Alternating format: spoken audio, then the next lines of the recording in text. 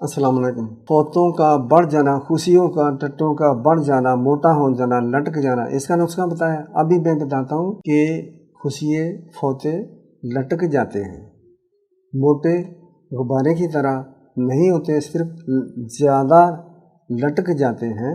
वो भी ये एक मर्ज़ है, ये ठीक नहीं होता। इसमें ज़ोफ़ बा हो जाता है। जिसमें खुशियाँ बढ़ जाते हैं गुब्बारे की तरह, उसमें भी ज़ोफ़ बा होता है, बल्कि ना होने के बराबर हो जाता है। जो लटक जाते हैं, ये दूसरा नुस्खा मैं पेश कर रहा हूँ। जो फौते लटक जाते हैं, इसमें भी ज़ोफ़ बा में ये भी कुव्वत बा में कमी आ जाती है। फौते जो लटक जाते हैं, इसका नुस्खा भी बहुत ही आसान है, लेकिन अभी नहीं बताऊँगा। पहले आप सब्सक्राइब कर लें, लाइक करें, शेयर करें, दूसरों का भला लाजमी किया करें, अपने तक महदूद ना रखें।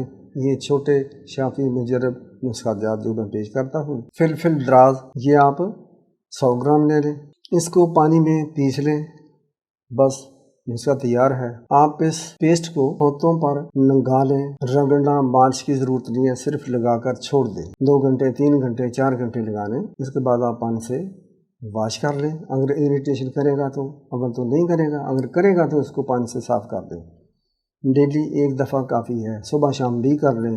ये 2-3 दिन की मार है, आपके इंशाल्लाह खुशी नेचुरल हालत पर आ जाएंगे, नहीं लटकेंगे।